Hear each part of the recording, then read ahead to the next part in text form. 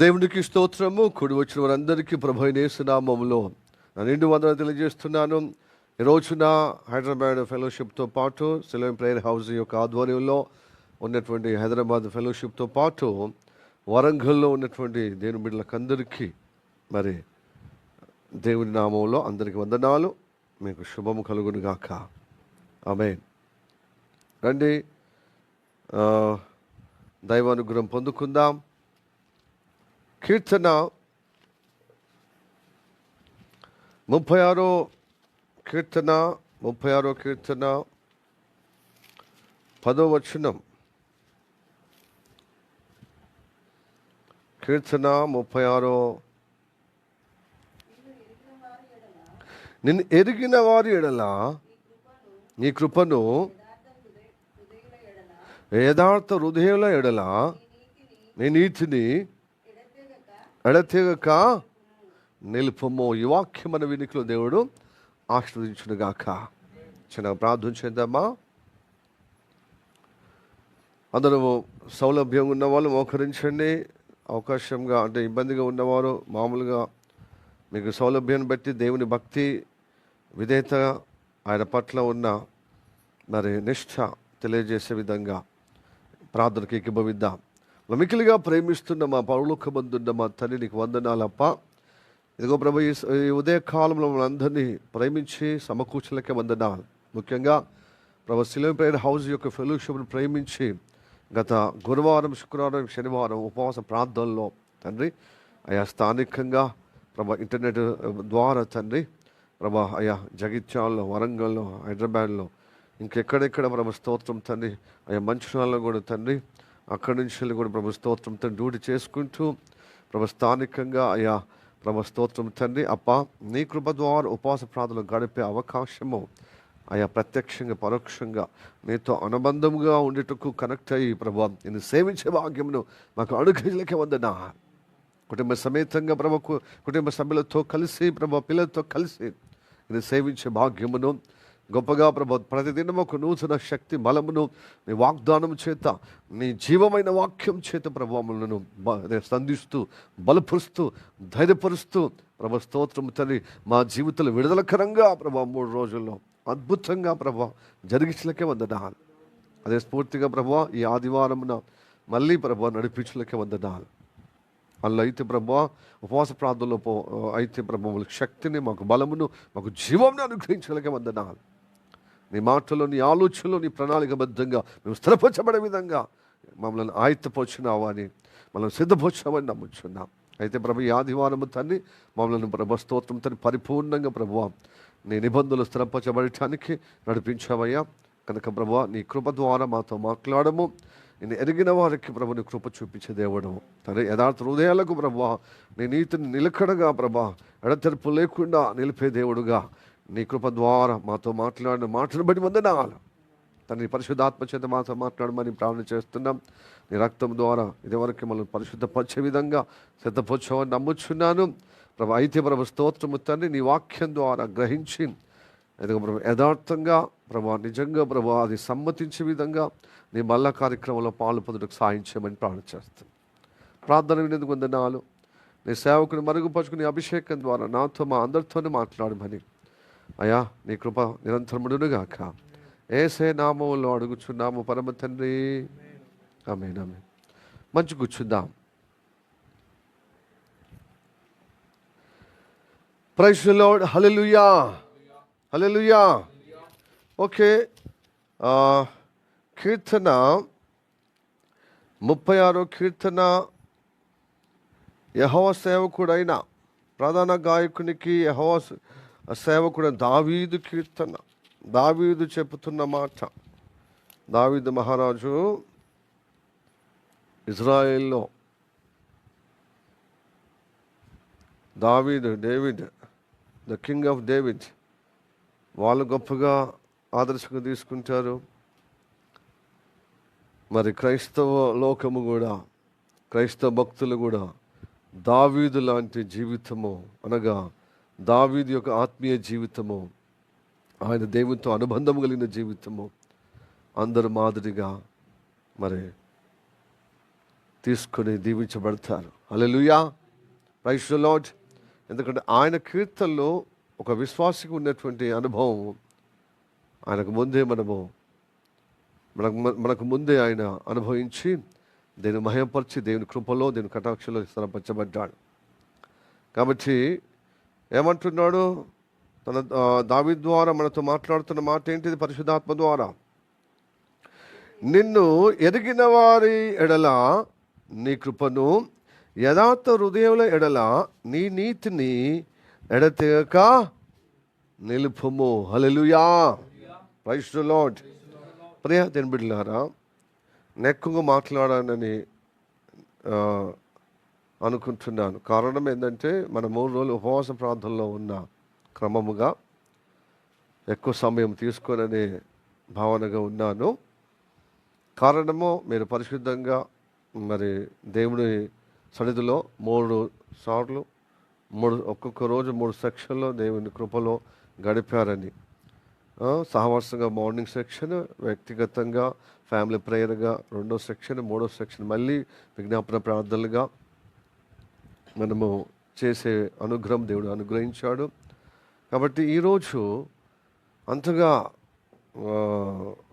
సమయం అంటే లేదని అలాగ నాకు అనిపిస్తుంది, ప్రేరేపణ కలుగుతుంది. కాబట్టి రాలేని వారైతే వాళ్ళ దురదృష్టం అదృష్టమో వాళ్ళే తెలుసుకోవాలి. దేవుని మాట లోబడాల్సిన విధానములో ఇంకోసారి ఇలాగ అవకాశం అంటే ఇంకోసారి ఇలా నేను చేసుకోవద్దని వాళ్ళకు కనువిప్పు కలిగితే తప్పక కటాక్షిస్తాడు. హల్లెలూయా, ప్రైజ్ ది లార్డ్. ఉపవాసం ఉన్నటువంటి దేవుని బిడ్డలారా, యవన బిడ్డలారా, మీరు దేవుని చేత దీవించబడే ధన్యకరమైన ధన్యజీవులుగా మీరు దేవుని కృపలో స్థిరపరచుటకే దేవుడు మీలను మరి ప్రేమించి మీకు ఈ అవకాశం తదును చేసుకున్నారు. కాబట్టి గొప్పగా భాగ్యవంతులు అయ్యారు. హల్లెలూయా, ధన్యజీవులు అయ్యారు. దేవునికి స్తోత్రం. హల్లెలూయా. దాంట్లో పాలు పొందలేని వారు పాలు పొందేటట్లు మనసు కలిగి నెక్స్ట్ టైం తప్పక నేను పాలు పొందాలని పశ్చాత్తాపంతో మరి మనసులు నొచ్చుకొని నెక్స్ట్ టైం ఈ అవకాశం జారవిడ్చుకోవద్దు అని మీ హృదయంలో గట్టిగా అనుకున్న దేవుడు కటాక్షించి మిమ్మల్ని కూడా ప్రేమించి ఆయన కృపలో స్థిరపరచుకుంటాడు, ఆయన నిబంధనలో నిలుపుకుంటాడు. హల్లెలూయా, ప్రైజ్ ది లార్డ్. ఇక్కడ నిన్ను ఎరిగిన వారి ఎడల, సాధారణంగా ఎరగని వారి ఎడల నువ్వు కృప చూపిస్తావని మనకు తెలుసు కదా. ఎరగని వారికే ఆయన కృప చూపిస్తే ఆ కృప ద్వారా ఎరగటానికి, ఆయనను గొప్పతనాన్ని గ్రహించటానికి అవకాశం ఉంది. అది రక్షణ పొందక ముందు ఈ అనుగ్రహం ఉంటుంది. హల్లెలూయా, ప్రైజ్ ది లార్డ్. హల్లెలూయా. అందుకోసం పడతాను, నన్ను ఎరగని వారికి కృప చూపించామనే వాక్యం కూడా ఉంది. ఇంకో పాట ఉంది చూడండి.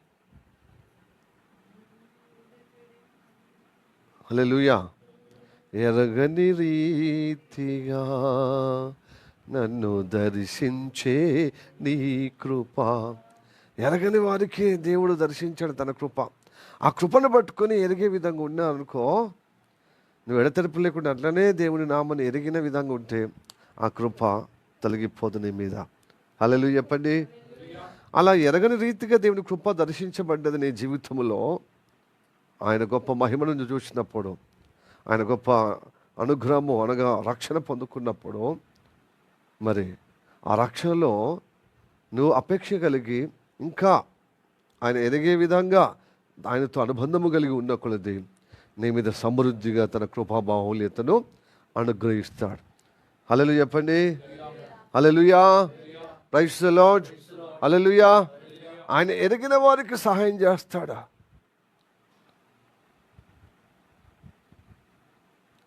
ఆయన ఎరిగిన వారికి సహాయం చేస్తాడు. ప్రతి ఎంతమంది ప్రభు సన్నిధికి వచ్చుకుంటూ ప్రతి ఆదివారము గృహకుడికి వచ్చుకుంటూ ఎంతమంది ఎరిగి ఉంటున్నారు? ఎరిగి ఉండడం అంటే తెలుసుకోవడం ఉండడం కాదు. ఈ మైండ్కు లేకపోతే బ్రెయిన్కు తెలుసుకుని సరిపోదు, అనుభవం కలిగే విధంగా ఉంటేనే ఎరిగినట్టు. అలా చెప్పండి. హల్లెలూయా. When we experience you can knew about the God.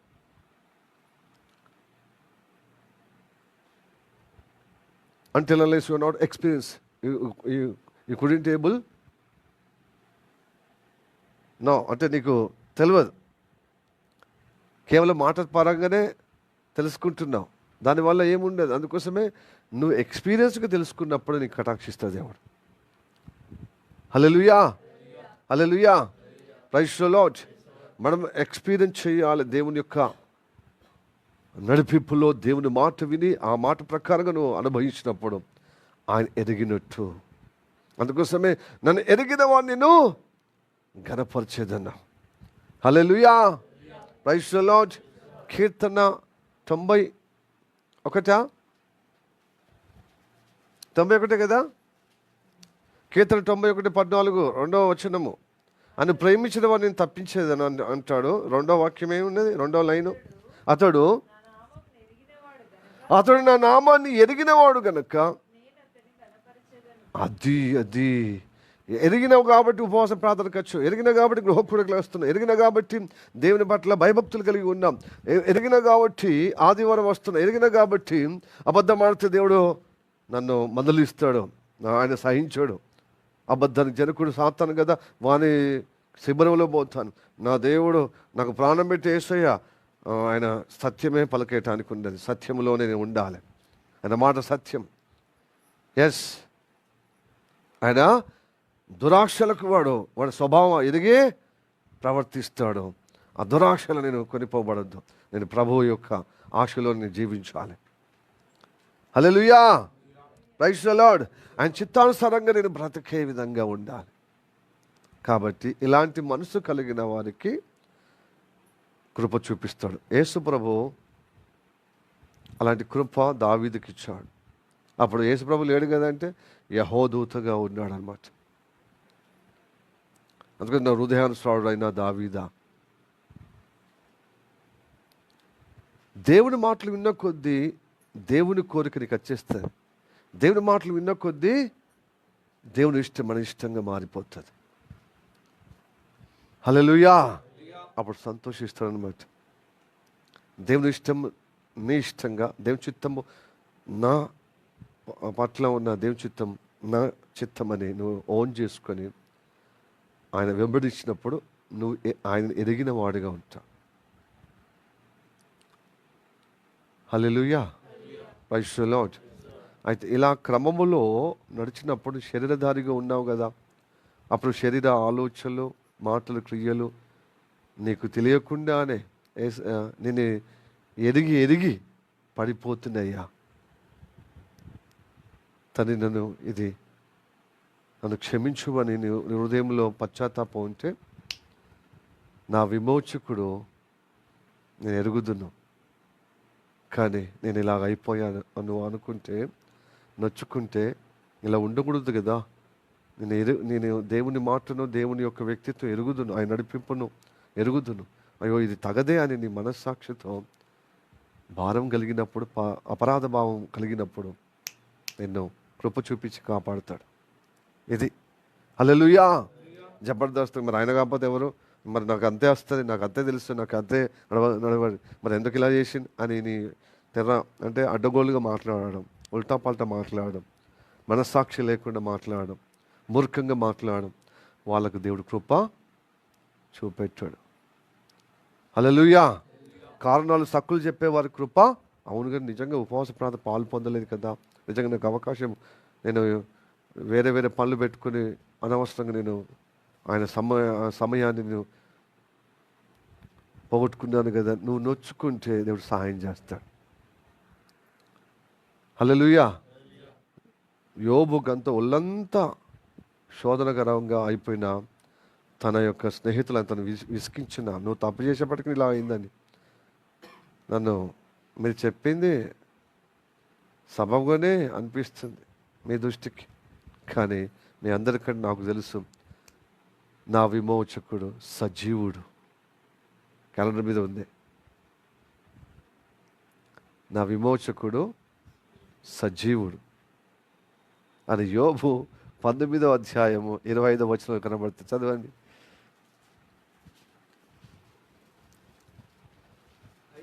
అయితే నా విమోచకుడు సజీవుడనియు, తర్వాత ఆయన భూమి మీద నిలుచుననియు. ఎస్, హల్లెలూయా. ఆయన సజీవుడుగా భూమి మీద ఆయన ఉంటాడు. చూడు, ముందే సాక్ష్యం పలుకుతున్నాడు. ఇది యోబు చాలా మట్టుకు బైబిల్ పండితులు, పరిశోధకులు, బైబిల్ చరిత్రకారులు ఏమంటారంటే యోబు ఆది కాండం అంటారన్నమాట. యోబు గ్రంథం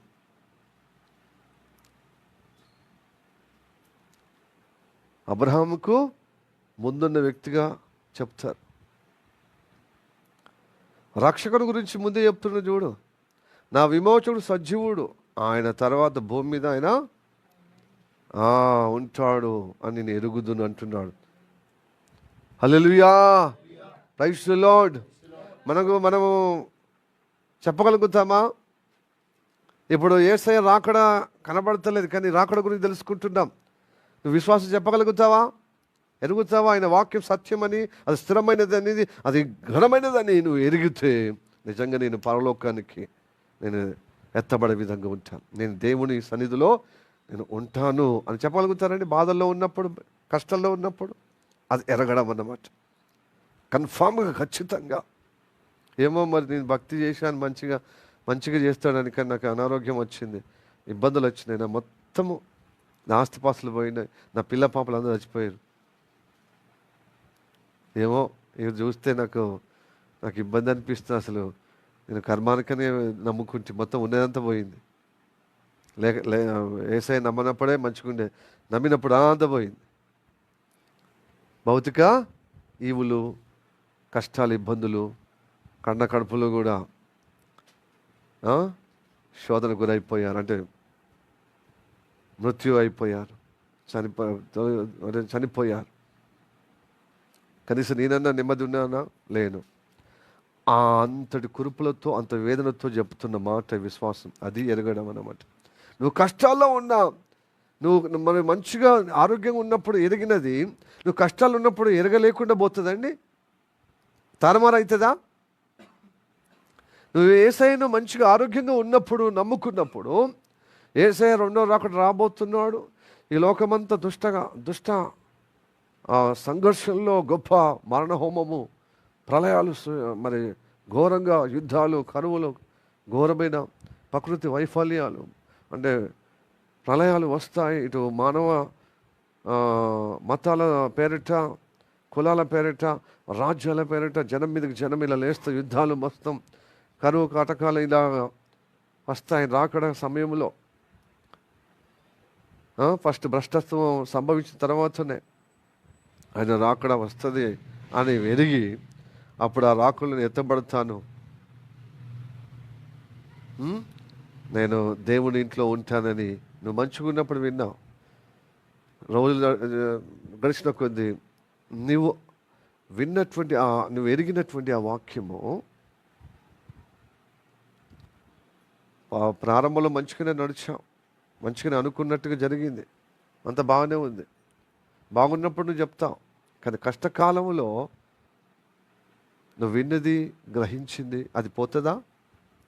అది అసత్యమైతే నీకు బాధ కలిగింది కాబట్టి అసత్యం, బాధ లేకపోతే అసత్యమా? అట్లాగా అవుతుంది అన్నమాట మానవ జాతి, భక్త జనాంగం. మంచిగా ఉన్నప్పుడేమో అది స్థిరమైనది, అది ఘనమైనది, సత్యమైనది, నీతి గలది, అది క్రమమైనది, అది నిరంతరము జరిగే ప్రక్రియ అని నీకు ఎక్కినైన తర్వాత, గ్రహించిన తర్వాత, ఎరిగిన తర్వాత నీ కష్టాలు మొదలైనప్పుడు ఏమో అన్నట్టుగా అవుతుందండి. అలా చేయలే యోబు. ఏమంటున్నాడు?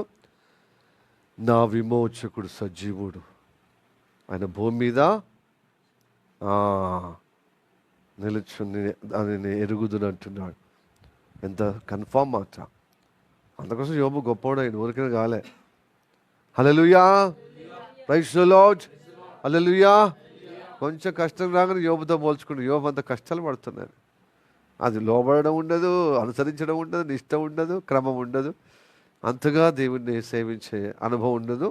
అందరూ యోబును కష్టాలతోనే యోబుతో పోల్చుకుంటారు, కానీ ఆయన భక్తిని మాత్రం పోల్చుకోరు, ఆయన నీతిని పోల్చుకోరు, యథార్థతను పోల్చుకోరు. ఆయన ఆ సమస్యల్లో ఆయన ఉన్నటువంటి నీతిగా ఎలాగ స్థిరంగా, మరి ఎంతమంది విసిగించినా ఇది దేని మహిమార్థమైన శోధన జరుగుతుంది తప్ప, నాకు తప్పిని బట్టి అసలు నేను తప్పు చేస్తామేమో ముందే నేను నా పిల్లలు ఏం చేశాను, నా కుటుంబము ఉదయకాలం లేవని నేను బలు అర్పించి దేవుని కటాక్షము పొందే క్రమమే మా కుటుంబం, నా కుటుంబం అలాగా సేవించిన వారు. ఇది దేవుని మహిమార్థంగా జరుగుతున్నది. హల్లెలూయా అని అలాగ చెప్పాడు. ఇంకోటి, ప్రియా దినబిళ్ళారా, యేసయ్య స్వయంగా అంటున్నాడు, అందరి కృప చూపిస్తాడు తెలియనప్పుడు తెలుసుకోవటానికి. కానీ తెలుసుకున్న తర్వాత, గ్రహించిన తర్వాత, నా స్వరము విన్నవారికి నేను కృప చూపిస్తాను. నా స్వరము నా గొర్రెలు నా స్వరము వినను. హల్లెలూయా. నా స్వరం విని నన్ను వెంబడించిన వారికే నేను వాటికి ప్రాణం పెట్టడానికి వచ్చాను. అలా చెప్పండి. హల్లెలూయా. అందరికీ కాదండి రక్షణ భూతిగంతల నివాసుల నా వైపు చూసి రక్షణ పొందాలంటే ఆయన వైపు వచ్చిన వాళ్ళందరూ రక్షణ పొందిన వాళ్ళు ఉన్నారు. ఆ రక్షణలో నిలకడగా ఆయన స్వరం వినుకుంటూ ఆ స్థిరపరచుకునే విధంగా ఉన్నవారికి కృప చూపిస్తూ, ఆ రక్షణ విఘాతం కలగకుండా, కుడి ఎలకపోయిన నీ ప్రవర్తన, నీ ఆలోచన, నీ మాటల ద్వారా దుష్టుని శోధన పాలు కాకుండా నేను కాపాటకు ఆదివారము ఆయన ఎరిగిన వారికి కృప చూపించి మిల్లును స్థిరపరుస్తున్న పరిశుద్ధతలో. అదే అన్నమాట. హల్లెలూయా. Praise the lord. యోహాను సువార్త 10వ అధ్యాయము 15వ వచనం. తండ్రి నన్ను ఎలాగూ ఎరిగినో నేను తండ్రిని అలాగనే ఎరుగుదును, అలాగే నేను నా గొర్రెలను ఎరుగుదును, నా గొర్రెలు నన్ను ఎరుగును, మరియు గొర్రెల కొరకు నన్ను ఎరిగిన గొర్రెలకు నేను ప్రాణం పెడుతున్నా అన్నాడా, లేకపోతే ఎరగని వారికి ప్రాణం పెడతా అన్నాడా? నన్ను ఎరిగిన గొర్రెలకు నేను ప్రాణం పెడతాను. ప్రాణం పెట్టడమే దాని కృప. హల్లెలూయా. అర్హత లేని వారికి అర్హత కల్పించుటకు నన్ను ఎరిగి ఉన్నావు. నా విమోచకుడు, నా సజీవుడు నా కోసం ప్రాణం పెట్టి పరిశుద్ధపరిచే విధంగా నా కోసం ప్రాణం పెట్టాడు. అయితే ఆయన పరిశుద్ధంగా ఉండుటకు నన్ను పిలిచాడు. ఆయన మాట వినుకుంటూ అనుసరిస్తే, నువ్వు యథార్థ హృదయం కలిగే విధంగా అనుసరిస్తే ఆయన కృప చూపించి ఎదిగిన వారికి రక్షణ ఇస్తాడు. హల్లెలూయా. ఇది యథార్థ హృదయంతో ఒప్పుకున్న వారికి నీతి నిరంతరము నీలో నిలుపుతాడు. అలా చెప్పండి. హల్లెలూయా. ఇది యథార్థ హృదయం కావాలి. కాబట్టి ప్రియ దండ్రులారా, మీరు ఎట్టి మనసుతో వస్తున్నారు. దేవుని ఎరగడం అంటే ఏంటిది? అలా మొత్తం ఇష్టానుసారంగా ప్రవర్తించి పాస్టర్ అంటే మాట్లాడే గౌరవం లేదు అంటే, పాస్టర్ మాట, కాపరి మాట దేవుని మాటగా నువ్వు బైబిల్ చదివి అదో పాస్టర్ మాట బైబిల్ మాటగా కనబడుతుంది. నువ్వు స్థిరపరిచినప్పుడు ఆ కాపరి మాట దేవుని మాటగా చూడు. ఏమంటున్నాడు? గొర్రెల కాపరిగా అసలైన ఆత్మల కాపరి ఏమంటున్నాడు? నేను తండ్రిని ఎరుగుదును, తండ్రి నన్ను బాగుగా ఎరుగుదును. తండ్రి మాట వింటాడు కాబట్టి, తండ్రి ఆలోచన తెలుసు కాబట్టి తండ్రిని ఎరుగుదును, తండ్రి ద్వారా నేను బాగా ఎరగబడిన వాడను. అట్లనే నా గొర్రెలను ఎరుగుదును, నా గొర్రెలు నా స్వరము ఎరుగును. అంటే నన్ను ఎరిగిన గొర్రెలకే నేను ప్రాణం పెట్టుకొచ్చానంటాడు. హల్లెలూయా. దొంగ గొర్రెలుగా పాస్టర్ చెప్పింది వినకుండా ఉపవాస ప్రార్థన నిష్ట ఉండదు, అలాగనే గృహ కూడికలు ఉండదు. ఆదివారం ఒక్కసారి అత్త అయిపోతుందా? మళ్ళీ ప్రార్థనకు రమ్మంటే మాకు మస్తు బిజీ ఉందని చూపిస్తారు పనులు. ఆ పనులు చేసైనా దేవుడు చెప్పినట్టుగా దేవునికి కానుకలు ఇవ్వరు, సమయం ఇవ్వరు, వాళ్ళు చేసే రాబడిలో దేవునికి ఇవ్వరు, దేవుడు చెప్పినట్టుగా అర్పించరు, మరి దేహము అర్పించరు. ఇదేందండి? ఎలాగ ఆరోగ్యం ఉంటుంది? ఎలాగ శుభకరమైన సమయం నీ జీవితంలో ఆశీర్వకరంగా ఉంటుంది? శుభగడియలు ఎలా వస్తుంది? నీ రాబడిలో ఫలము ఎలాగా, నీ కష్టానికి ఫలితం ఎలాగ దేవుడు ఆశీర్వదిస్తాడు చెప్పండి. ప్రార్థన అన్నప్పుడేమో పనులు గుర్తుకొస్తాయి, చదువు గుర్తుకొస్తుంది. ఉత్తప్పుడేమో టీవీ దగ్గర సెల్ ఫోన్ బట్టి పిచ్చి మాటలు, పిచ్చి మాటలు, ముసలకు ముచ్చట్లు, స్నేహితుల ముచ్చట్లు, వాళ్ళ బంధువుల ముచ్చట్లు, ఇరుగు పొరుగు వాళ్ళ ఇంట్లో సోల్తి వీళ్ళ ఇంట్లో సోల్తి, వాళ్ళ జీవితంలో వీళ్ళ జీవితం తొంగి చూసి వాడికి ఇట్లా వీడికి ఇట్లా అనవసరమైన పనికిరాని చెత్త చెదరేమో సమయం ఉంది మనకు. షాపింగ్లకు గట్లా, పార్కులకు గట్లా, లేకపోతే బేకరీలకు గట్లా, హోటళ్ళకు పోవడం మనకు సమయం ఉంది. మనకు మనసుకు నచ్చినట్టుగా ప్రదేశాలకు, షాపింగ్, ఊర్లకు పోవడానికి సమయం ఉంది. ప్రార్థనకు మాత్రం సమయం లేదని అన్నవారు వాళ్ళే దేవుని మా స్వరం ఎరిగిన వాళ్ళు. చెప్పండి చెప్పండి, మీరు చెప్పండి, న్యాయంగా చెప్పండి.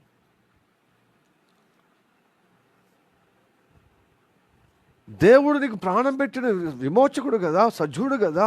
నేను సజీవు లెక్కలో ఉంచుటకు దేవుడు నీ కోసము బలియాగం అవుటకే, నేను విమోచుటకే ఆయన బలియాగం అవుటకు భూమి మీదకి వచ్చాడు. ఆయన పిలుపుకు నువ్వు అటెన్షన్ అవుతలేవు, ఆయన బలియాగం నువ్వు అటెన్షన్ అవుతలేవు. ఆయన నేను విమోచించే విధంగా ఆ విమోచకుడు పిలుస్తున్నాడు ప్రార్థనలకు, ఆయనలో ఎదగటకు, సజీవుడిగా స్థిరపరచబడటకు. ఆయన మాటలు వినకొద్దు నువ్వు ఆయనతో అనుబంధముగా నువ్వు ఆయన ఎదిగే విధంగా, ఆ అనుభవం కలిగే విధంగా దేవుడిని కల్పిస్తే దేవుడు నువ్వు అస్సలకే ఏకీభవిస్తలేకపోతే దేవుడు ఎలాగా నిన్ను కృప చూపిస్తాడు?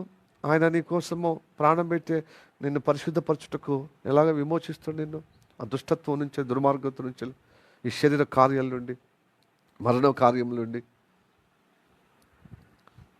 ఎలాగ ఆటోమేటిక్గా వస్తుంది ఆత్మీయ కార్యాలు, ఆత్మీయ మనసు, ఆత్మీయ మాటలు, ఆత్మీయ ప్రభావం, అనుభవం. కాబట్టి పిచ్చి పిచ్చి నాటకాలుగా మనము అనుకూలంగా చేసుకోవద్దు. మనకు ఒక బైబుల్ ఉంది, మనకు ఒక దేవుడు ఉన్నాడు, రక్షకుడు ఉన్నాడు. ఆ రక్షకుడిని సేవించే విధంగా ఎదుగో ఒక సేవకుడిని పెట్టి నడిపిస్తున్నాడు. సేవకుడైనా విశ్వాసులైనా దేవుని మాటగా, ఆయన మాటల్లో పరిశుద్ధాత్మ చేత మనం ఎరగబడాలి, దేవుడి చేత ఎరగబడాలి. నువ్వు దేవుడిని ఎరిగినావు, నీకు అనుకూలంగా ఎరిగినావు, కానీ దేవుడు కూడా నేను ఎరగబడే విధంగా భక్తి చేస్తేనే, పాటిస్తేనే నీకోసం ప్రాణం పెడతాడు. ప్రారంభంలో అయితే పర్లేదు, ఇక ఎరగలేదు కదా, ఎరగే విధంగా ఆయన మాట్లాడతాడు. అప్పుడు దేవుడి చేత మెల్లమెల్లగా నువ్వు ఎరగబడే విధంగా ఉంటుంది.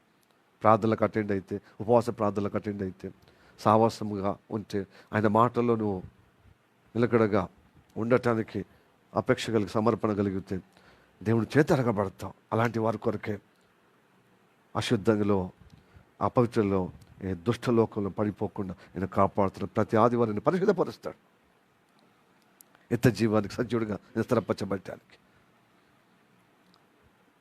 హలో చెప్పండి, హల్లెలూయా, ప్రైజ్ ది లార్డ్.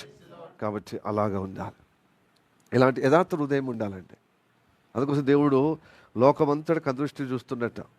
ఎవరైనా యథార్థవంతులు ఉంటే వాళ్ళని బలపరచడానికి, ఆయన నీతిలో స్థిరపరచబడటానికి, నిలకడగా వాళ్ళని స్థిరపరచబడటానికి, నిలపటానికి. 2 దినవృత్తాంతములో రాసిన గ్రంథము, 2 దినవృత్తాంతము, 2 Chronicle, the book of 2 Chronicle, chapter 16, verse 9. Chapter 16, verse 9. 2 దినవృత్తాంతములో 16వ అధ్యాయము 9వ వచనమా, తన ఎడల యథార్థ హృదయము గలవారిని బలపరచుటకై యెహోవా కనుదృష్టి లోకమందంతటా సంచారము చేయుచున్నది. ఈ విషయమందు సరిపోయింది. చూడు, లోకమంతటా కందృష్టి, దేవుని కందృష్టి. ఎవరిని నేను బలపరచాలి, ఎవరిని నేను ఉద్ధరించాలి, ఎవరిని నేను నీతిలో స్థిరపరచాలి అని చెప్పి లోకమంతటా చూస్తున్నాడు దేవుడు. భక్తులను చూస్తున్నాడు, అన్యులను చూస్తున్నాడు, యథార్థవంతులను నిలబెట్టడానికి. భక్తులు చాలామంది భక్తులు, యేసయ్య భక్తులు ఉన్నారు, కానీ యథార్థత లేని వాళ్ళు ఆయన పోగు చేయడు. నువ్వు చర్చికి వచ్చిన మాత్రం నీకు యథార్థత స్వభావం లేకపోతే నేను పరలోకం తీసుకుపోవడం. అలో నువ్వు చర్చికి వచ్చేదే, నువ్వు ప్రార్థనకు వచ్చేదే, సావత్సరంకి వచ్చేది యథార్థ హృదయము కలిగి. యథార్థ హృదయం అంటే తెలుసా? తప్పులో తప్పు, ఒప్పుని ఒప్పు, నీళ్ళు నీళ్ళు, పాలు పాలు, ఇలాగ పేరు చేయాలి. తప్పు తప్పే. నువ్వు ఎదురు వ్యక్తికి నువ్వు చెప్తలేవు చాలు, నీతి తీర్పు తప్పు చేస్తున్నావని నిన్ను నువ్వే సంస్కరించుకోవటానికి రావాలి. అరే నిజమే కదా, నేను రాలేదు, నిజమే కదా నేను ఇలాంటి మూర్ఖత్వం, నిజమే కదా ఇలాగ అవిధేయత ఉన్నా, నిజమే కదా నేను మందగించే విధంగా ఉన్నా, నిజమే కదా నాకు మనసు ఉంది కానీ కార్యరూపం దాల్చినప్పుడు నేను పని భారంలో లేకపోతే ఏదో ఒక సక్కులతో నేను దేవుని సన్నిధిలో గడపలేకపోతున్నా అని నిన్ను నువ్వు న్యాయపదంగా యథార్థ హృదయంతో సంస్కరించుకుంటూ చూడు. నువ్వు నచ్చావు బిడ్డ. నువ్వు తప్పు చేయడానికి కాదు, తప్పు చేస్తావు, ఎవరైనా చేస్తారు. మన ఆదాం పిల్లలేం కదా, తప్పు చేయకుండా ఉంటామా? కానీ ఆ తప్పు అని నువ్వు ఖండించుకొని, ఈ చెడు ఆలోచన కదా, ఇది మంచిది కదా, ఇది చెడు కదా అని ఈ చెడును ఖండించుకుంటూ, చెడును అసహించుకుంటూ, మంచిలోనికి ఆలోచన, మంచి మాటలతోని, మంచి క్రియలతోని స్థిరపరుచుకునే నీ గుణము నాకు అద్దయ్యా అని నువ్వు యథార్థ హృదయంతో వచ్చి దేవుని వాక్యకాంతుల్లో నీ జీవితాన్ని కొలుచుకొని నువ్వు తప్పిదములన్నీ ఖండించుకొని ఒప్పులో రావాలి, నీతిలో నీ స్థిరపరచబడాలి, నిలపబడాలి అని నువ్వు అనుకున్నావు చూడు. దేవుడిని బలపరుస్తాడు. హల్లెలూయా. అంటే నాకో న్యాయమో మందికో న్యాయం అంటే ఊరంతా ఉల్లిగడ్డలు వద్దన్నాను కానీ, ఉల్లిపాయలు వద్దన్నాను కానీ,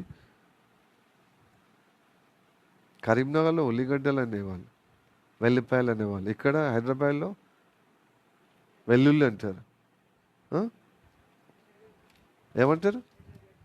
ఎర్రగడ్డలు అంటే. ఎర్రగడ్డ అంటే తెల్లగడ్డ పెద్ద విషయం కాదు. చిన్నప్పుడే తెల్లగడ్డ ఇక్కడ పండించేది, ఎర్రగడ్డ ఏమో మహారాష్ట్ర అటు నార్త్ సైడ్ పండించేది ఎర్రగా ఉంటుంది. ఎర్రగా తెల్లగని విషయం కాదు. ఆనియన్ ఏమంటారు ఇక్కడ? శ్వేత సృష్టి చెప్పండి అమ్మా. ఉల్లిగడ్డ అంటారా? మరి వెల్లిపాయలు వెల్లుల్లి అంటారు కదా. అల్లం తర్వాత అమ్మా, అల్లం వెల్లిపాయలు కదా. ఇక్కడ కూడా వెల్లుల్లి అనే విధంగా ఉంటాను. ఉల్లిగడ్డ వెల్లుల్లి అనేదో షాప్లో వినబడుతుంది నాకు.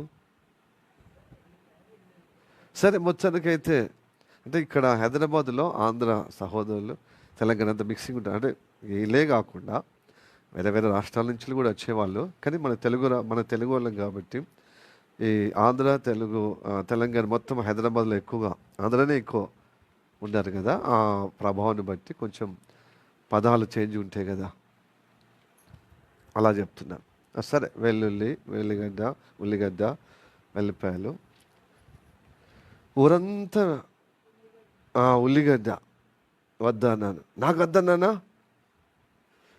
అనే సామెత ఉంది కదా మన తెలంగాణలో, ఉంది కదా.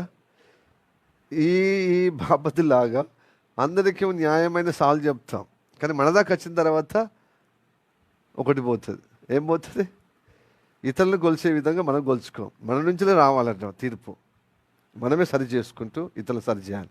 అందుకోసమే అంటాడు యేసయ్య, నీ కంట్లో దూలం పెట్టుకుని ఎదురు వ్యక్తి కంట్లో నలుసు చూస్తావు. నీ దూలం తీసేసుకుంటే ఎదురు వ్యక్తి కంట్లో నలుసు తొందరగా నువ్వు గ్రహించి తీసేయగలుగుతావు. నీ కింద చీకటి పెట్టుకొని ఎదురు వ్యక్తి జీవితంలో చీకటి ఉన్నదంటే ఎలా? నీ చీకటి తీసేసుకొని ఎదురు వ్యక్తి చీకటిని తొలగించడంలో పద్ధతి, ఒక క్రమము, ఒక మర్యాద ఉంటుంది. హల్లెలూయా, ప్రైజ్ ది లార్డ్. కనుక మనం ఆత్మ విమర్శన చేసుకోవటానికి ప్రభు సన్నిధికి వచ్చాము ఆదివారం. ఈ మొదటి మెసేజ్లో ఏం చేయాలి తెలుసా? యథార్థ హృదయము కలిగి మనము సరి చేసుకుంటే నీతిలో స్థిరపరచబడతాం. హల్లెలూయా చెప్పండి. హల్లెలూయా, ప్రైజ్ ది లార్డ్.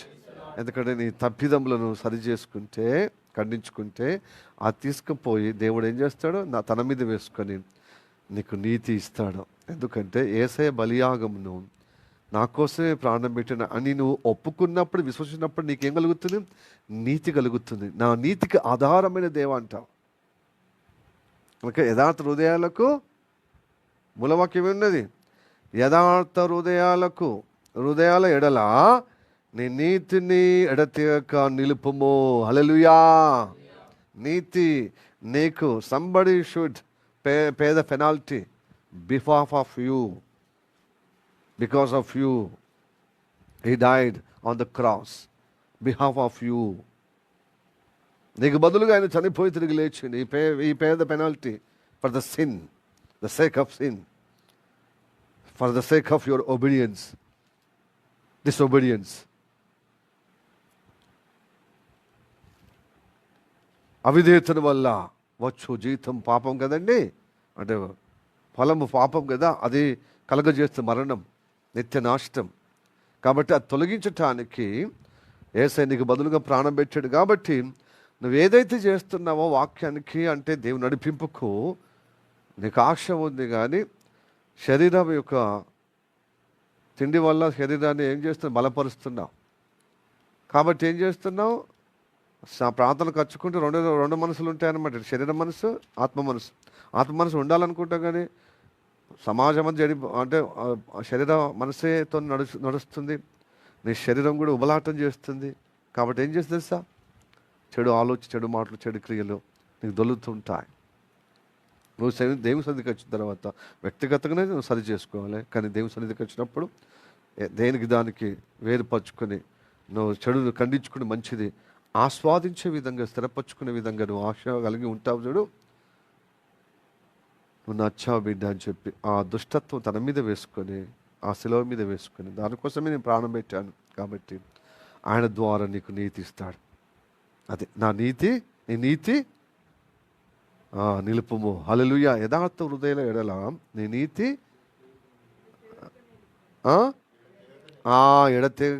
ఎడం ఉండద్దా. ఎప్పటికైనా నీతి ఉంటేనే నిత్య జీవానికి స్థిరపరచబడుతూ ఉంటాం. హల్లెలూయా. Praise the lord. ఇక చివరిగా కీర్తన 7:10 అయిపోయింది. కీర్తన 7:10 3వ లైన్ అనుకుంటా, 3వ లైనా 2వ లైనా చదవండి. కీర్తన 7.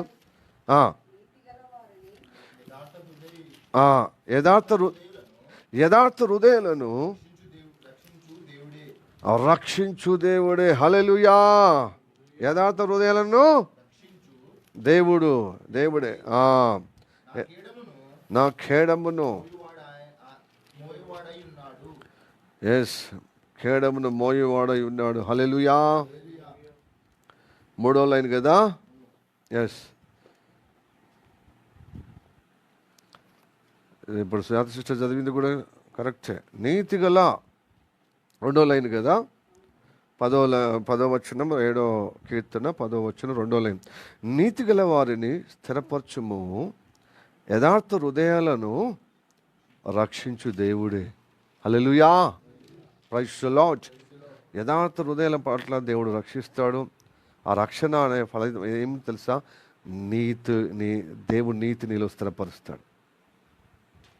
కనుక మన భక్తి నీతి కాదు, ఆయన కృప ద్వారా మనకు నీతి ఇస్తాడు. మన నీతి ఏమో దేవుని జ్ఞాపకంగా ఉంటుంది. మన నీతి సరిపోదు పరలోకం పోవటానికి, పరిశుద్ధంగా ఉండటకు, మరి నిత్య జీవం పొందటానికి. ఆయనే మనకు నీతి ఇస్తాడు. ఆయన నమ్ముకుంటే, ఆయన రక్తం ద్వారా కడగబడినప్పుడు, ఆయన బలియాగమును నువ్వు అంగీకరించి విశ్వాసంతో మళ్ళీ పరిశుద్ధపరచుటకు, మళ్ళీ ఆయన జీవంలో స్థిరపరచబడుటకు నువ్వు ఎప్పుడైతే విశ్వసిస్తూ ఒప్పుకుంటావో, మళ్ళీ నీతి నీ జీవితంలో స్థిరపరుస్తున్నాడు. హల్లెలూయా. Praise the lord. Praise the lord. హల్లెలూయా. కాబట్టి ప్రియ దేవులారా, ఇప్పుడు చదవండి. ఇప్పుడు మూలవాక్యం ఇక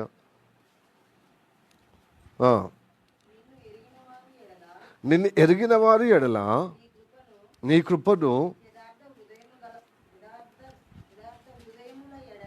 యథార్థ హృదయాల ఎడల నీ నీతిని ఎడతెగగా నిలుపము. ఎడమ లేకుండా కంటిన్యూషన్గా, కన్ఫామ్గా స్థిరపరచము. హల్లెలూయా. Praise the lord. ఇట్టి అనుగ్రహము ఈ వాక్యం యొక్క భావం ద్వారా దేవుడు మనల్ని నిలబెట్టే విధంగా పరిశుద్ధాత్మ చేత మనం నడిపించునుగాక. ఆమేన్. తల్లి వంచి కలుముసిన ప్రార్థన చేద్దాం. సర్వశక్తిమంతుడా, నీకు వందనాలు, స్తోత్రము రాజా. ఎదుగో ప్రభా, నీ బిడ్డలు నీ మాటలు విని ప్రభా, కొంతమంది నీ సముఖములో ఉదయకాలంలో ప్రార్థనకు, సాయంత్రం కాలంలో ప్రార్థనకు, ముఖ్యంగా ఈ వారములో ఉపవాస ప్రార్థనలో నువ్వు ఏర్పాటు చేసినావు నీ దైవ సేవకుడి ద్వారా. ప్రభు స్తోత్రము తండ్రి. అయ్యా అందరూ అది ఏకీభవించి వచ్చిన వారుగా ఉన్నారయ్యా. ప్రభా స్తోత్రము తండ్రి. వారి వారికి సమర్పణ బట్టి ప్రభు నీ భక్తిలో అయ్యా ఉండేటట్లుగా ఎవరైతే ఏకీభవిస్తున్నారో నీ నామని ఎరిగి ఉన్నారో వారి కృప చూపించుటకే, ఆ యథార్థ హృదయాల ఎడల నీ నీతిని ప్రభు ఎడతెరపు లేకుండా నిలుపుటకే నువ్వు నడిపించావయ్యా.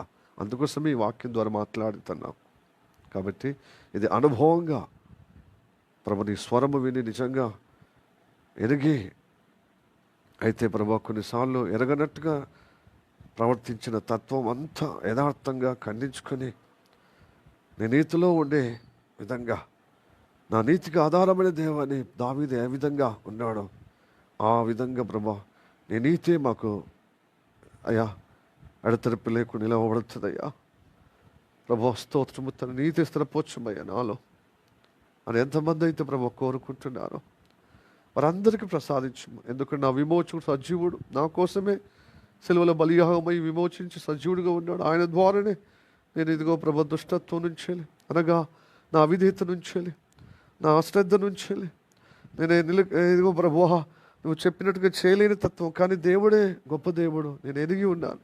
కానీ నా బలహీనతను బట్టి నేను ఇలాగా ప్రవర్తించాను కదా అని యథార్థ హృదయంతో ఎవరి జీవితం వారు ఖండించుకొని సరిచేసుకునే విధంగా దేవుడే నా కోసం ప్రాణం పెట్టి తిరిగి లేచు. ఆయన ద్వారానే నాకు పరిశుద్ధత, ఆయన ద్వారానే నాకు నీతి కలుగునప్పుడే నాకు పరిశుద్ధతలో స్థిరపరచబడతానని, అదే నాకు నిత్య జీవంగా నేను గొప్పగా అయా నిలకడగా సాగుతానని ఎంతమంది అయితే హృదయంలో ప్రభా స్తోత్రంతో యథార్థంగా ఒప్పుకుంటున్నారో, సరిచేసుకునే విధంగా ప్రార్థనకు ఏకీభవిస్తున్నారో వారందరిలో ప్రభు నీ కార్యము అయ్యా నీ నిబంధన కలిగిన నీ నిత్య జీవమైన నీ శరీరంలో నీ రక్తంలో పాలు పొందే విధంగా కృప చూపెట్టమని ప్రార్థన చేస్తాను. ప్రభు స్తోత్రం తన వ్యక్తిగత అబద్ధాలు కానీ, ప్రభు నిర్లక్ష్య వైఖరి కానీ, అశ్రద్ధ కానీ, అవిధేయత కానీ ప్రతిదీ ప్రభు ప్రాళదోలినవని నమ్ముచున్నాను.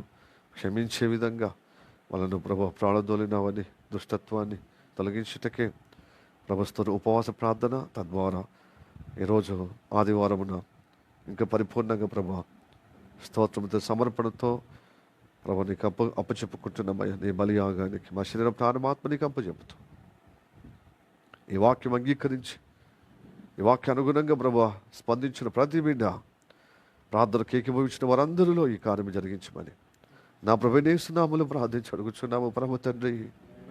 ఆమేన్ ఆమేన్.